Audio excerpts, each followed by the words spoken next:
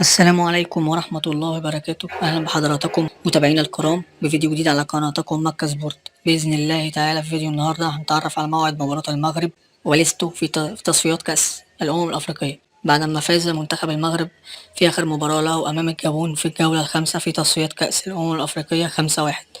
ونتعرف على القنوات الناقلة للمباراة والتوقيت وملعب المباراة. وفي البداية نصلي على النبي أشرف الخلق أجمعين سيدنا محمد عليه الصلاة والسلام. ولو عجبك الفيديو ياريت تدعمنا بلايك والاشتراك في القناة ليوصلك كل جديد إن شاء الله.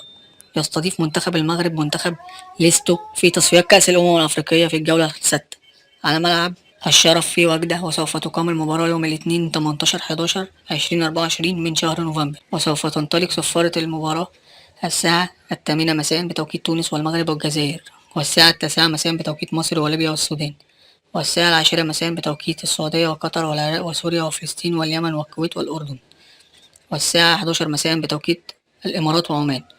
وسوف تذاع المباراة على قناة بين سبورت 2.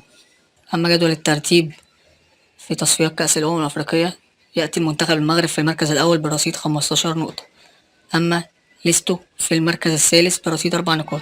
وفي النهاية لو عجبك الفيديو ياريت تدعمنا بلايك والاشتراك في القناة يوصلك كل جديد إن شاء الله.